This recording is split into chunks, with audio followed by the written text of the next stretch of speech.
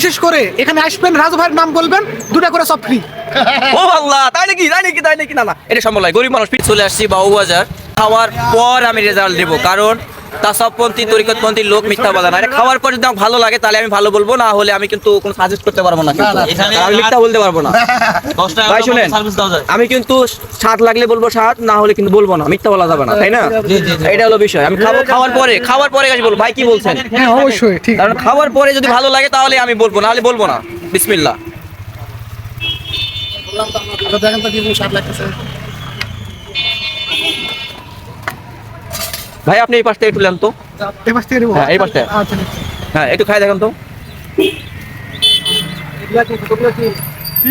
কি মনে হচ্ছে আপনার?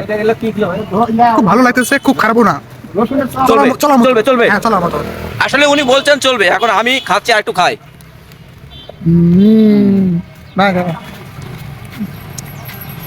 আসলে এটা খাওয়ার পর যে অভিজ্ঞতা হয়েছে আমাদের বাসায়, যে আমাদের একটা ওষুধ চাপলেন।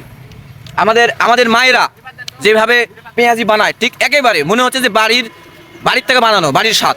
হ্যাঁ এক্ষেত্রে ভাই আমি কিন্তু বলবো ভালো এটা, কারণ এটা আমার বাসার মতন লাগছে। ঠিক আছে। হ্যাঁ, আপনারা আসবেন খাবেন, কারণ এটা বাসার মতো, কানের মধ্যে হলদি টলদি যা কিছু দরকার সবই কিন্তু দিয়েছে।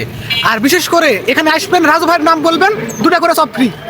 ও আল্লাহ, তাই নাকি না এটা সম্ভব নয়। গরিব মানুষ দিতে পারবে না, তবে যাই হোক আপনাকে সুন্দর করে বানিয়ে দেবে ইনশাল্লাহ। ওই দেখেন সবাই কিন্তু খাচ্ছে। কি হলো ভাই, কেমন?